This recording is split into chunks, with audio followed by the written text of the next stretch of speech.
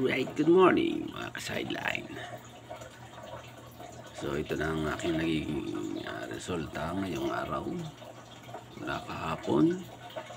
So akala ko mauubos na yung aking pan kasi inabot na ng 36 yan, $36.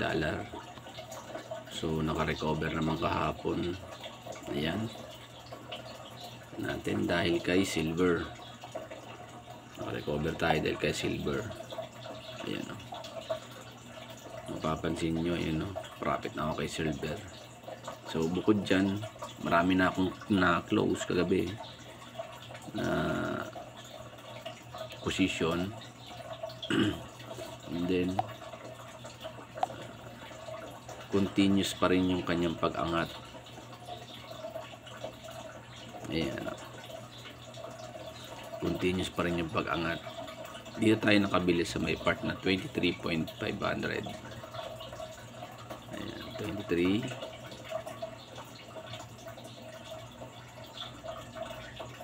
Ayan, dyan tayo nakabili sa lower part na yan, position na yan. Ayan. So dahil sa ganda ng kanyang chart,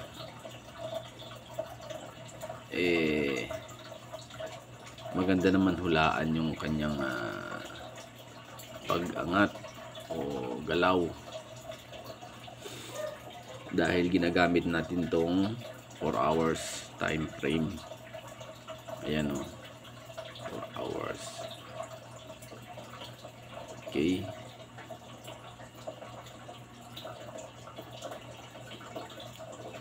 ayan.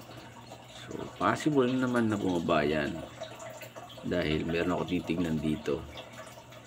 Ayan, ayan yung level o. Kaya lang syempre maganda pa naman yung kanyang nagiging react dito sa ating trading. Ngayon pag medyo nakakita tayo ng magandang mag-i-exit na tayo dyan. Yun o,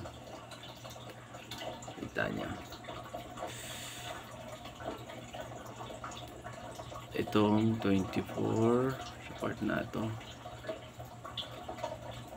Kaya ito bumaba dahil dun sa ayan, kaya bumaba ayan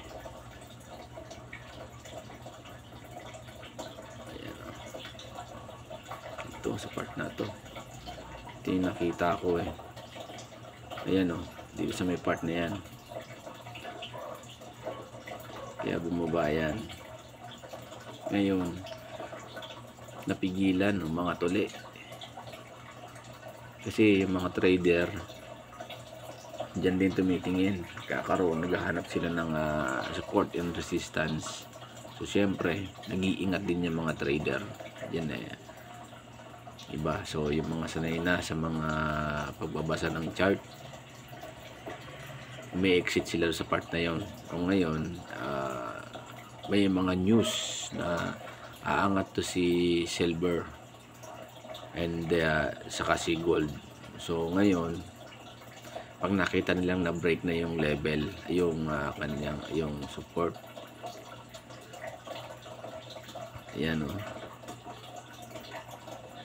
is bumabalik uli, nag-e-entry uli sila. So ngayon patuloy pa rin yung pagtaas niya. So ano lang, yun lang kinukuhang ideya dito sa pagtitrade dito ko sa expert option. Sorry, sa OctaFX pala. Sa expert option pala natalo ako doon.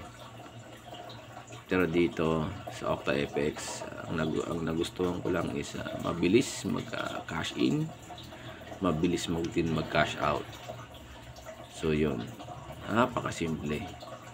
So ang kailangan mo lang is magpondo ka ng malaki. Kasi pag maliit, so risky talaga to, maliit. So para ka nagtinda, para ka nagtayo ng tindahan na kukunti yung punan mo, inutang ng inutang. So ngayon hindi ka na makarecover. So kailangan mo rin talaga ng pondo. So ngayon, kahapon nag 36 na nga ito, 34. So sabi ko talo kung talo. Talo kung talo. So ngayon naka-recover kagabi. Sabi ko na swerte. Ayan. Hanggang ngayon tinan mo, ayan, tinan mo. Medyo gumanda yung kanyang takbo. At nag-position uli ako dun sa may part na yun. Ayan. Kinakataas na yun ng buy. So ngayon pataas na, tinutulak na siya pataas. Okay, so posible pagdating dun sa pwede ko na itong i-close tong isa dun sa pinakataas na level sa 24.2 340. Posible siyang magbaba, pwede siyang mag-cut doon, and then posibleng bumaba ng konti, and then tataas na naman. So ngayon magkocontrol tayo. Simple lang ang pagkocontrol natin ngayon. Kaso lang wala pa $1 yung na-profit natin kanina. 0.40 pa lang. Ito yung pinakataas na buy order ko. Sa BTC naman, ayun, tumutulak na si BTC. Ayan. Okay. Tumataas na yung aking margin. Pwede ko nang huwag na muna. Ayan.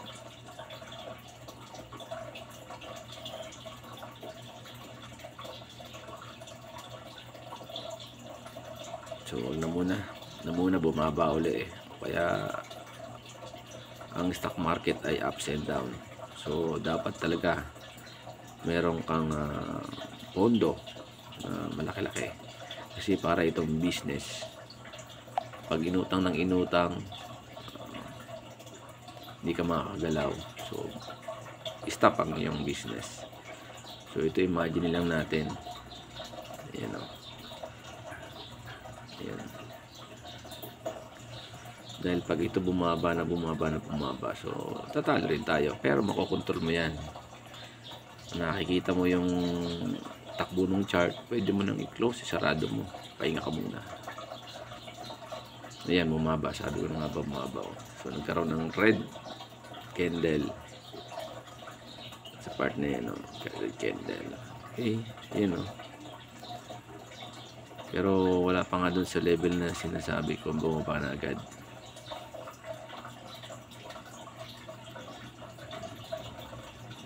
So babalik uli yan, tataas uli yan.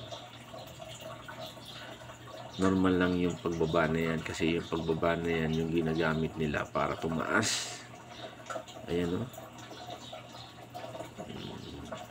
normal lang yan, kasi dyan yung nagbibenta, yung mga trader nagbibili, buy and selling, yan nangyayari sa silver. So maganda ang news. Minsan yung news is nakaka-apekto rin yan sa pag-angat tsaka baba, lalo itong itong mga metal to, stock, gold tsaka si silver. So nag-research naman tayo tungkol dito kay silver tsaka kay gold. Maganda naman yung news. Wala nga lang masyadong details na ibibigay sa inyo, kaya lang basta sa akin positive itong ating nalaman dito kay silver. Okay, so kinukumpara natin yung takbo ng chart, baka mamaya peke lang na takbo. Ayan so isipin mo siya, nasa pinakamababa hanggang sa taas, pero may itataas pa yan, kasi nga base doon sa level. Ayan balik tayo. Ayan laki pa ng itataas yan so nagre-recover na lang sila. Ayan okay, so siguro kukontrolin natin, pero magtitira lang tayo ng buy order natin sa pinakamalalim na part, para just in case na bumaba man, yan, salo pa rin natin.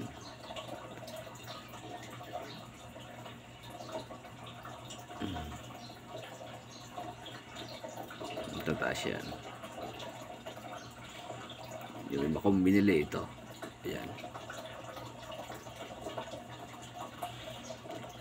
isa, dalawa, tatlo, apat, limang lots ang nabili ko.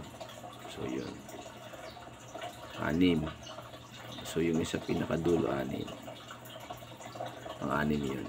O yan, sabi sa inyo angat tuloy yan recover lang yan. Tsaka tingnan nyo yung chart puro green siya. So ibig sabihin pataas ng pataas. Siyempre may pula talaga yan dahil sa bumaba dun sa pagsapit nung kanyang 1 minute. Okay, pero pataas yan. Hindi lahat ng ibig sabihin na pula ay pababa na. Ayan, so recover na, mag-recover. Okay, so disclaimer sa ating lahat na hindi ako financial advisor at gusto ko lang i-share sa inyo kung ano man yung aking pagkakaintindi dito sa OctaFX. At dati mayroon pa naman dito crypto, so buying, selling, so buy low, sell high lang aking naiintindihan. So hindi ako talaga expert, hindi ako financial expert, wala tayong pinag-aralan so sa ganito. So okay, ako lang ay nagtatry sa mga ganitong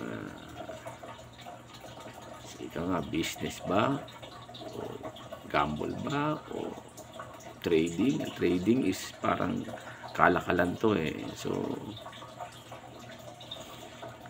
kaya lang kalakalan sa buong mundo. Yan, buong mundo yan, globally, kaya nga trading. Okay, so hanggang dito na lang muna at 6:21 na ng umaga. So natin record natin, stop.